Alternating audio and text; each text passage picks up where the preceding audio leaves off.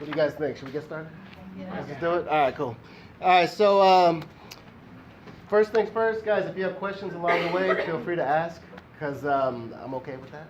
I've been in some presentations where people are like, no questions. Wait till the end. But just jump in anytime you have a question. We'll get a little dialogue. So a little bit about myself. I've been part of special ed since I was 16. I was a volunteer in a class with like kids with intellectual disabilities, like Down syndrome and stuff like that when I was in high school. And then that led to me being a TA for 4 years while I was in college. And then since I was 23, I've been a teacher. And I've been teaching all over the world, like Kuwait, Dominican Republic. I worked at the Carol Morgan School, some of you guys might know. It's in our Tri-Association. Where else did I work? Ethiopia. Some of you guys might know it's on the continent of Africa, somewhere way far away. And so my push-in experience, my co-teaching started in my second year. And it was in a biology class. So 9th grade biology, and they wanted to include all the students in the special day program. Are some of you guys familiar with the special day program in the US? This is in California. So it's basically like, if you have kids here or like wherever that are resourced, maybe they need a little learning support, kids in the special day program are at a lower level academically. So they maybe can do half the standards in a year. So they have a special teacher, right? But they wanted to take all of us and all of my kids and put them in a biology class. So a couple days before school, they said, hey, all your kids are not going to do science with you. You're going to co-teach with this biology teacher. And they said, get to work.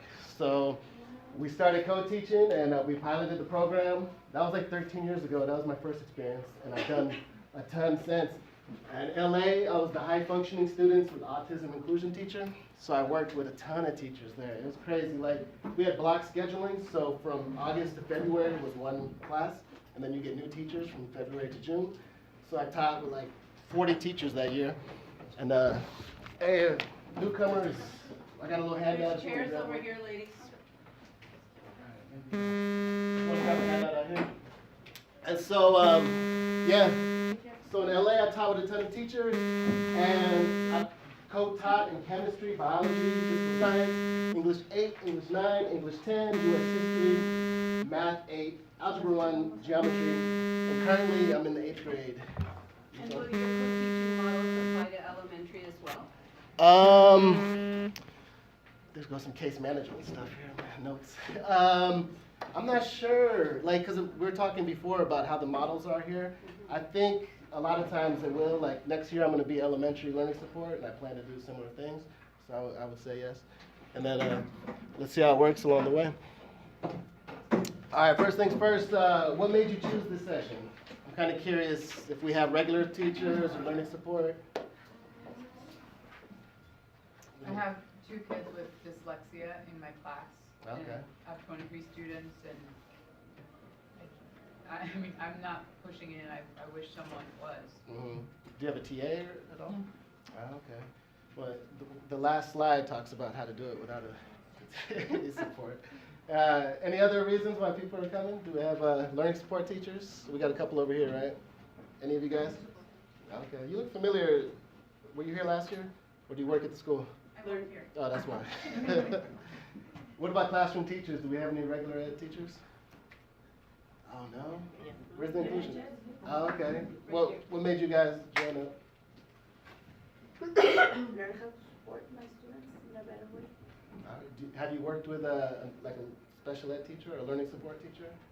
I have had some students. Just in small group instruction, not in okay. co-teaching in the classroom, right? Yeah. She would have had co-teaching previous years. Yeah. Someone else that we know. What about you?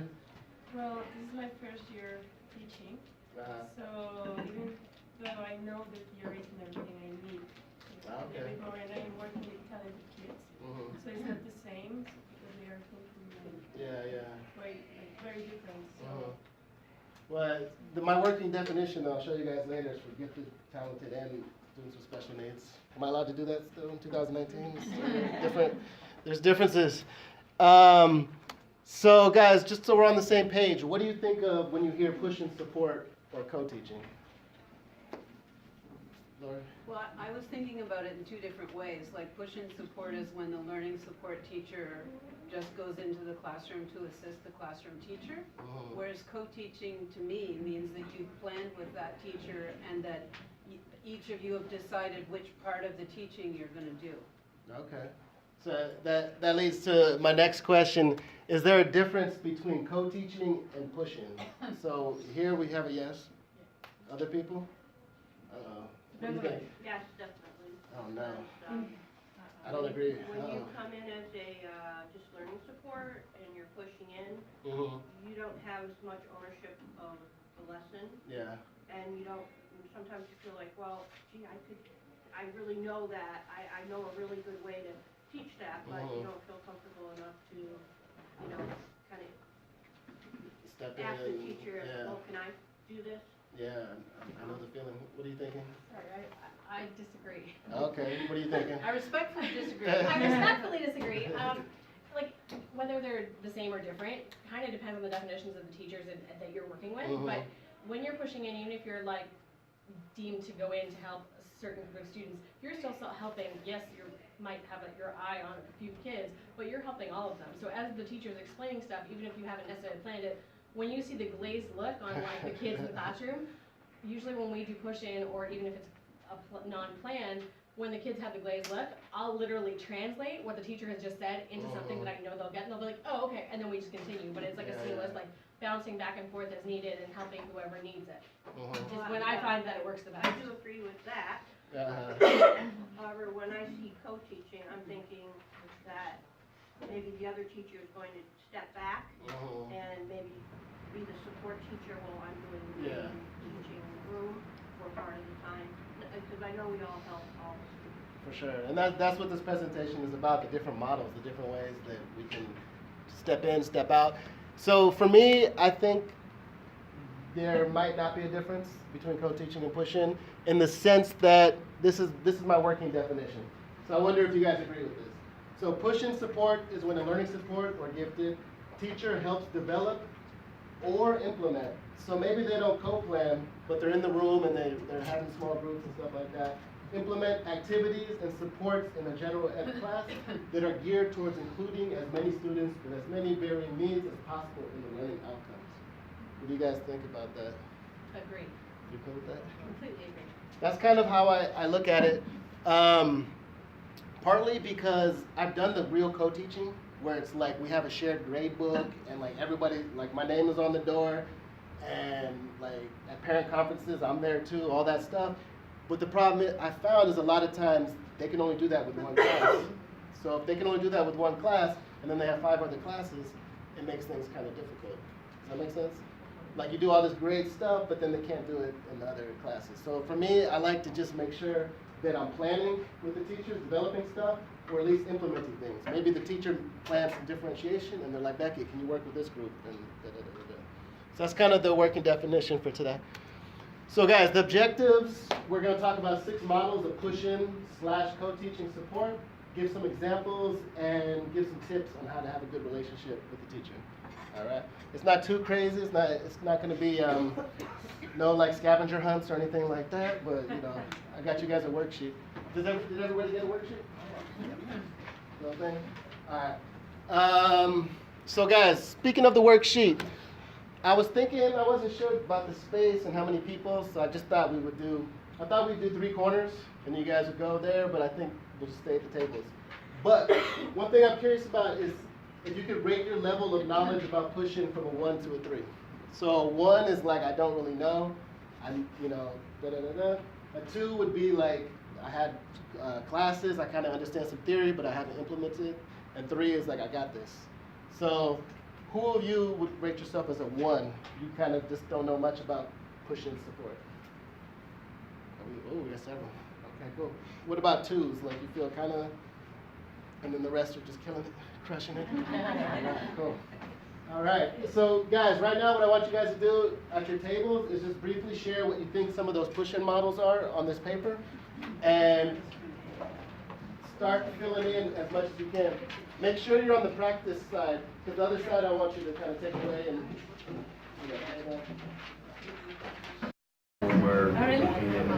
All right, guys, let's wrap it up. Let's bring it back. So don't worry if you didn't finish. This is just kind of to get you guys talking a little bit. The second page is where we're going to fill it out towards the end, and hopefully you guys will keep that and you can put it on your bulletin board, and it can help you be a genius. But all right, so first, this is the first co-teaching model. What would you guys call this co-teaching model? Traditional. Traditional? No, sorry. Yeah, that's traditional. All right, what else would you guys say? Teacher and TA. Teacher and a TA? But that's true, but this is, one of them is a learning support teacher, one of them is the regular teacher. So that's kind of why maybe this isn't the best approach if people are seeing this person as a TA. So I got this slide, I got this image from Ready, Set, Co-Teach, and I like them, they're a good resource. And what they call it, what a lot of us call it, is one teach, one support. So this is like the most common model. We see that a lot. My question is, what are your experiences or thoughts about the one teach, one assist model? When you see that, you guys said traditional, is traditional bad, is traditional good? Well, I think it depends on, one day it may work and then another day it may not. So I think you have to be flexible enough to do all of them. True. And the subject. Depends on the subject? And sometimes it's not for the entire subject, the entire class. Sometimes like at the beginning and then you move on to another part. So you have some direct instruction and then, I walk around, I push kids, make sure they're waking up. Like, dude, come on, you gotta work. Has anybody ever done this where like that's all they did, or have they seen that where it's kind of like this is, you go in every day and that's what you do as like a learning support? Or? It's very common. It's very common. That's kind of, for me, this is the easiest approach, and this is the one I've seen most commonly. Because it's a lot of times, like I said, my first experience, a few days before school, they just pushed us together, and they said, you guys are co-teachers. And we were both like, what do we do? And so what happened is, we did that a lot at the first few months. It was like she teaches, and I kind of walk around, and I help clarify questions and stuff like that. But that's not the most ideal model. And then these days, I do it more than I'd like to, but I try to vary who I help. I think somebody was saying that back here. You don't want to work necessarily with the same kid, so I try to work with different groups or different kids. Also, I try to plan with the teacher and have things differentiated. So maybe I'm doing the support thing, but we have different worksheets, and we have them leveled, and we've tiered, and we've planned out how to support the kids. So the teacher might be at the front of the class doing his thing, but on the back end last week, we kind of planned it out. So that's kind of one thing I try to do. And then another thing is multitask as much as possible. So a lot of times I'll be supporting and I'll see a student need and then I'll take a note and I'll say, okay, let me try this intervention next time I see them in my pull-out class, and I'll take a little note, or I'll think of things to put on a study guide. So the teacher's talking and then I'm sitting there like putting together a little study guide or something like that. Any other thoughts about the one teach? I have a question. Yeah. You work with one class only? That's a good question. Maybe I should have outlined it more. So I work in 3 classes. Okay. So I work in 2 math classes, 8th grade math, and then an English class. So the kids, they're kind of clustered. Okay. So it kind of went like where they're in 2 math classes, and then there's like 6 kids in 1 English class. So I work with those teachers. And you go in every day?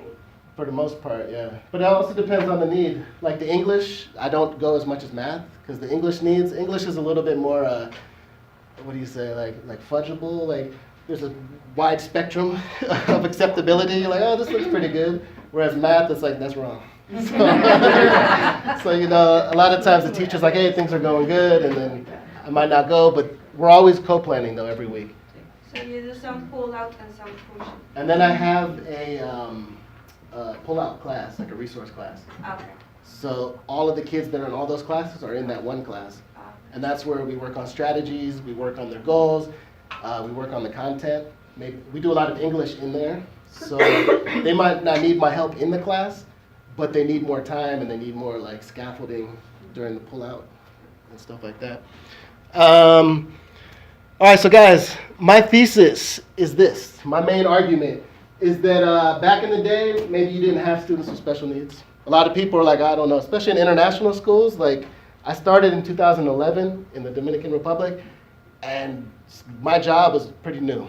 and I see it all over the place. Like there's not a lot of learning support. So a lot of teachers in the past, they didn't deal with kids because they got kicked out. So maybe that's where you're coming from. Or maybe you've had no learning support and you've had kids with special needs and they sink or swim. Have you guys seen that? Like where kids just go and if they have too much trouble, they get a tutor. If that doesn't work, they're counseled out. Counseled out from those counselors. Where those counselors at? I see you guys back here. But, or maybe you've done some support. You had a learning support teacher, but you just done one teach, one support. Or it's like with TAs. A lot of times I've seen teachers work with TAs and they don't know how to work with them. So they're just like, hey, make copies, walk around. And my thesis is that's old school. So we have to be doing a lot of different models. So if you want to go beyond, as we're talking about, the next push-in models will help you with that. So if doing one teach, one support is cool, and it has its time and place, but the other models I want to share are where things are at. All right, so, bam. What would you call this one here?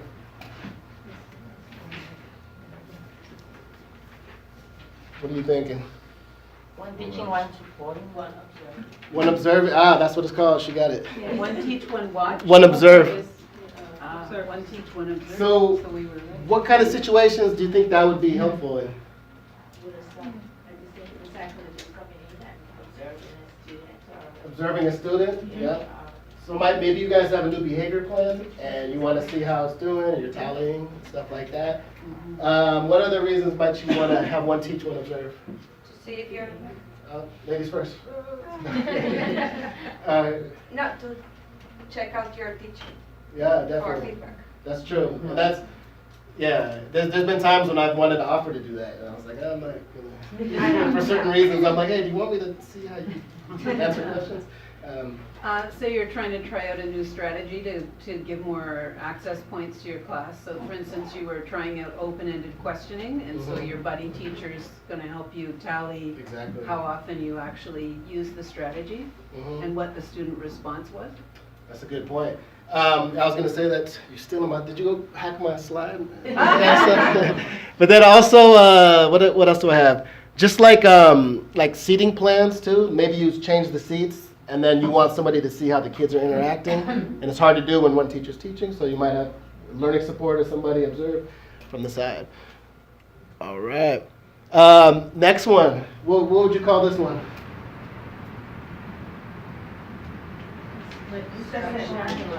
Split. So that's basically what it is. It's, I usually call it parallel teaching. And this one's a little weird, but like to say like I don't always do it. But basically what you do is one teacher teaches a smaller group and they teach the exact same thing. But we do it for different reasons. So like, what kind of reasons could you guys see having like a separate group like that? Or like what are the benefits or whatever? Just that some kids have different learning needs, like the kids, yeah. Mhm. Kids also, which at the end you want to get to see. Oh yeah. So that will happen a lot of times, like in a bigger group, 25 kids, maybe kids don't want to ask questions. But if we have 12 kids, they have different learning needs, they can be like, hey, I didn't get that, can you repeat that? And kind of keep that going. Any other ideas on? Maybe different teaching styles, teaching and learning styles. Okay, yeah, like different modality, like they kind of present it in a different way. That's kind of, differentiate. for sure. I'm trying to think how that connects. Yeah, all right, let's go. Because the other models do with the differentiation a lot. And to be honest, like I said, this is a little strange to me. I haven't done it that much. I don't have a ton of experience. So I couldn't say yes or no. Just to clarify, Beckett, it's the same teaching but taught in a different way by the two teachers, or are they actually just going to present Well, the lesson? so that's where like I didn't want to say exactly. So in my experience, it's been like the same thing pretty much, very similar. But we have another model we're going to go over called alternative teaching, and that's where it's definitely separate. So this is more like kind of just like you're doing the same kind of guiding questions, and you know you just have it so you have small groups and people can interact more. What are you gonna say? I was thinking, could this be just like, it's not about the teaching, but about the specific group, where you need maybe to split Yeah. group leaders that will not let others True, like, true. participate? Yeah, definitely. kind of changed the dynamics a bit, for sure. And then I got a couple notes here. Oh, and then also this is good for more targeted feedback, kind of like we're talking about. So a kid might make an erroneous conclusion, and then you're like, well, actually, da-da-da-da. And it's easier if you have a smaller group. And then another note I have here, this is good for like things like annotating. Like if you're reading a novel, and there's one teacher, and there's like 25 kids, it might be weird. But if you can break it up, you can kind of model how to annotate the text and kind of get the kids more engaged.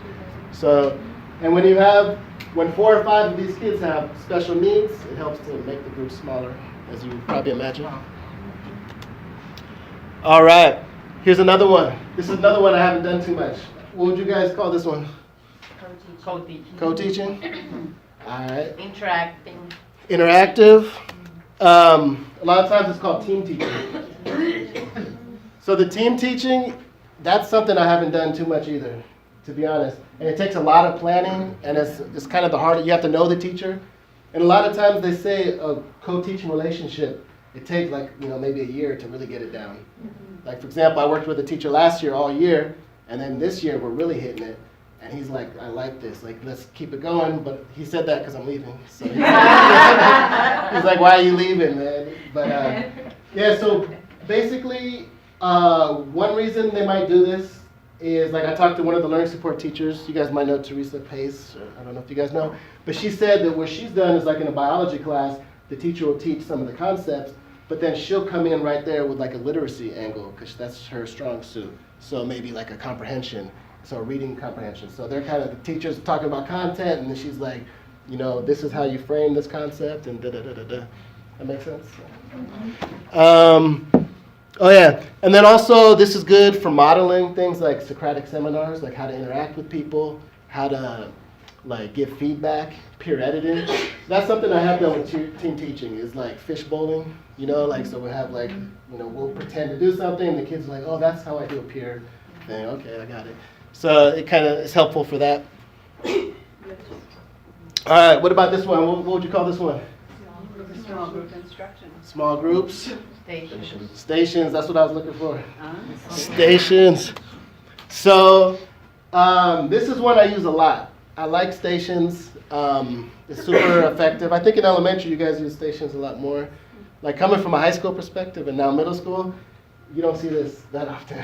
So for me, it's like revolutionary when we do it, But let me see. I was going to reference something. Well, guys, what do you think station teaching is good for? When is it good to have like a learning support teacher, then another group, and then the teacher? When they're doing different things, they have different needs. Definitely. So it's like in our building right now, we call the exact same thing, small group instruction. We do it for literacy. So like the teacher does.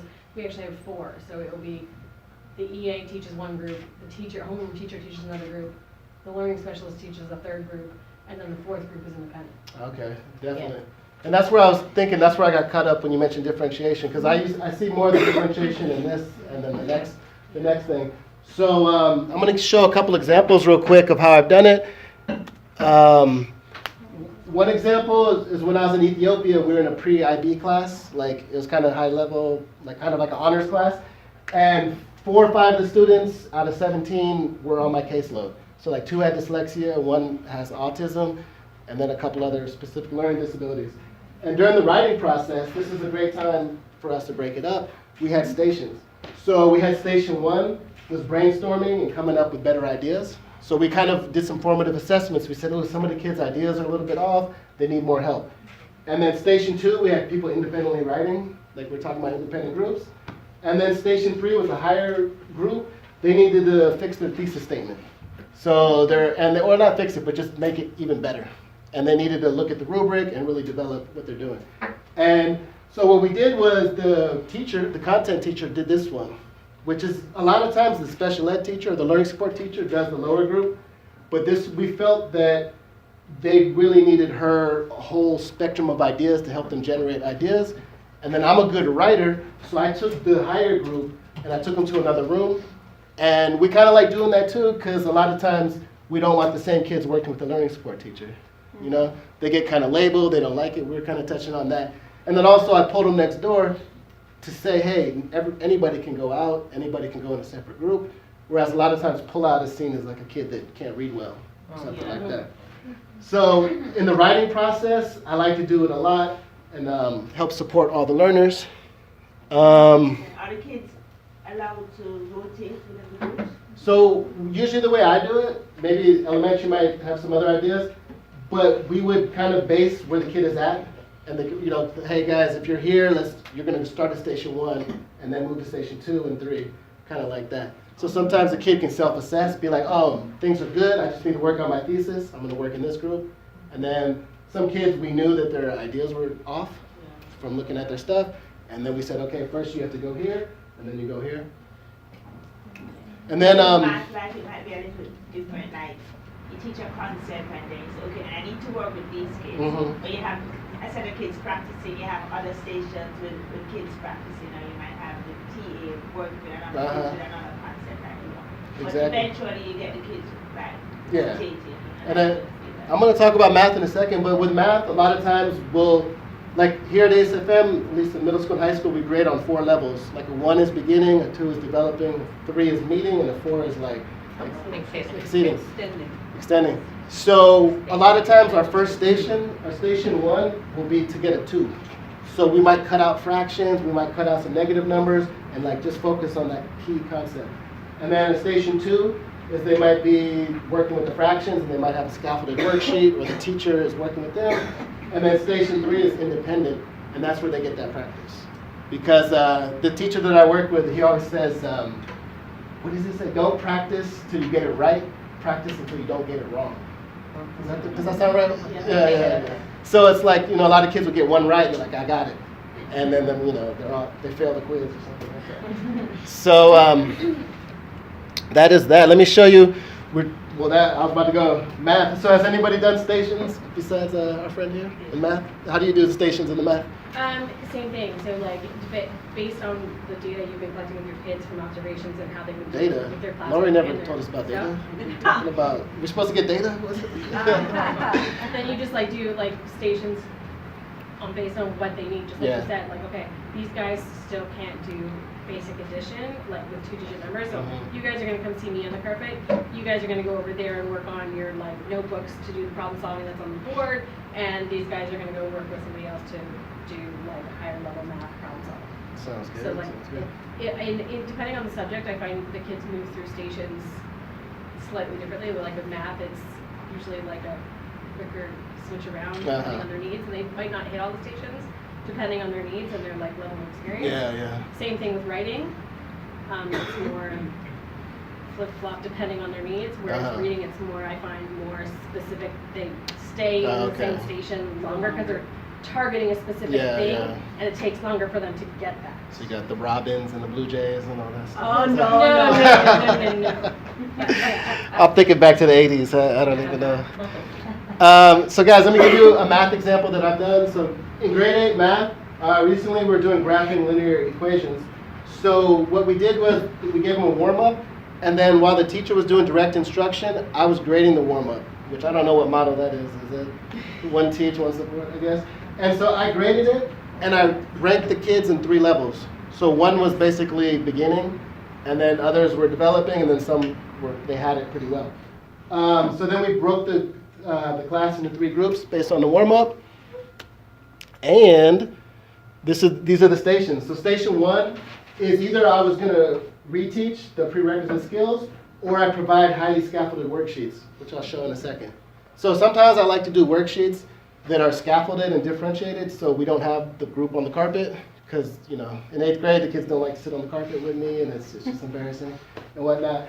No, but sometimes it's hard to group it up because kids don't want to be seen as different, so we'll have like a scaffolded worksheet instead of a small group. But and then station 2. Sorry, Becca, so they're all sitting in the class together, but some of them have a different at times, task in front of them. So it'll be like, so based on your warm-up, here's this worksheet. I got it. Or you are going to do this, or we're going to work with these 5 kids over here, or I might pull a group out to a breakout room. I'm just curious, because like the whole thing about the kids feeling like different, especially if they're older, they're like super socially motivated. Do they I've never taught older kids doing that method, but like, do they notice when they have a different worksheet than their friends, and does that freak them out too, or no, they don't? I haven't had that, not here. I've had that in LA, working with kids with autism. Sometimes they perseverate on that, like on that idea. Okay. But here, no, because I think we're always talking about mastery and growth, and like the kids know, okay, I need to do this before I can do this, and we're really trying to get that growth mindset, I think. And I don't know. there's one of your colleagues doing it in science as well, and they actually knew what level it was that they were working on. Yeah. And they seem to be fine with it. Yeah, exactly. And I mean, I haven't seen a problem with it. I think, we're pretty transparent about it. All right, station 2, you might have kids doing a little bit of a review, something that's manageable, and they're getting immediate feedback from the teacher. So we're walking around and like really checking. And then station 3 might be the kids doing it independently. So that's kind of what we've done recently in this unit. And we found it works well because in the past, those kids were just failing, and we're like, what are we going to do? And if you have one teach, one support, that doesn't really do much. I'm like, okay, like you're just putting out fires all day. But breaking it up and differentiating is super helpful. I really like that. And by the way, guys, this presentation is on the website for Live Curious. If you, I see some people taking pictures. Feel free to take pictures, but you can download it. I have the Google slide link. All right, so here's an example. So the students did this as an exit ticket one day. So to step back, I don't know. Well, I'll just say that me and the teacher talked, and we said that kids need some help. We need to give them a formative assessment. Where they at? So we gave this as an exit ticket, and then I graded it and created groups, and then I came through and I developed this step-by-step scaffolded worksheet that really gives hints and gives tips on how to do it, and then asks some kind of guiding questions to really help the kids understand the concept better. Because sometimes kids will do stuff, but they don't know why. They're just like, yeah, I go up and then over, but they don't understand. So I'm trying to kind of get them thinking. What was I going to say?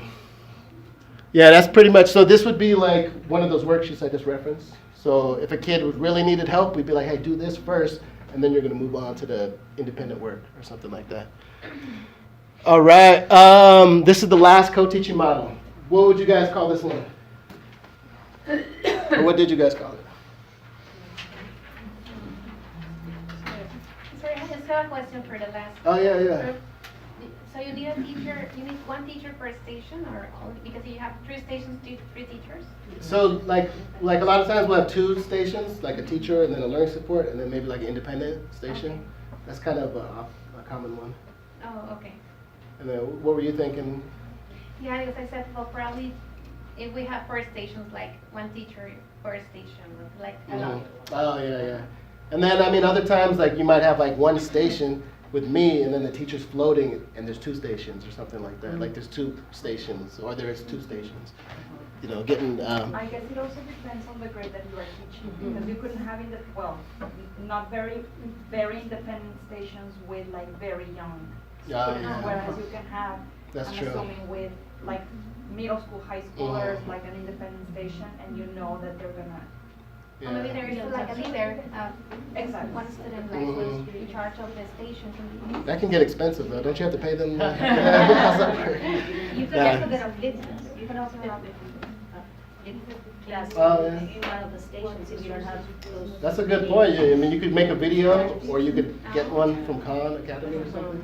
All right, so guys, this one's called alternative teaching, and this is something I like to do a fair amount, but a lot of times they say don't do it too much. So the teachers realize that a certain group of students might need like a reteach or a review. So, they're like, oh, these kids aren't getting it. They need to have a separate instruction, or they need to learn in a different way, like we were talking about before. So some kids are more tactile, or some kids need a lot of like scaffolding during the reading to understand, or they just don't get the plot or something like that. So, or etc.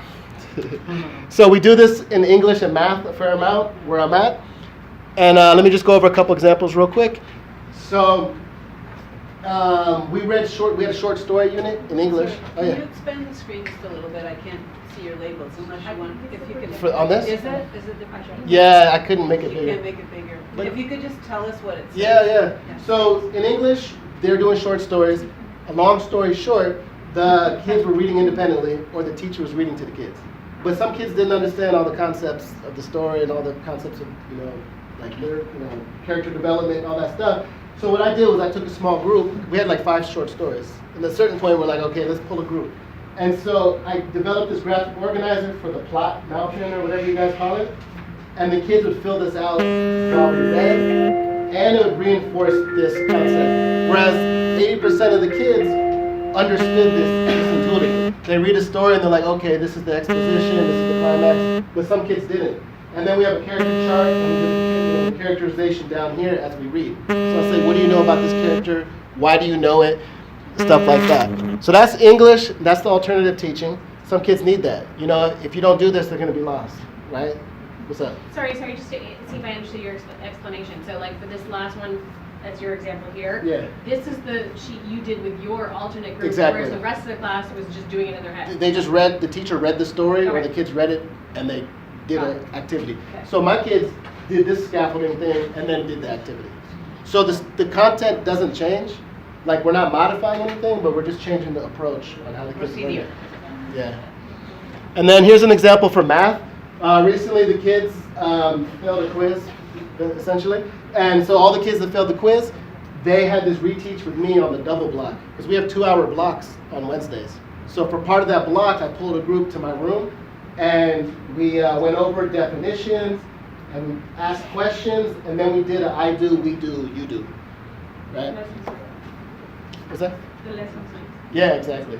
And then the kids kind of got a handle of this. I think we got 9 minutes left, is that right? Yes. All right, cool. So let me just skip through this a little bit. All right, let's go to this one. So guys, in your groups, can you figure out, like on the second page on the handout, it has a part where it says rarely, occasionally, or often. Can you guys take a minute and rank each co-teaching model on how often you think you should use it?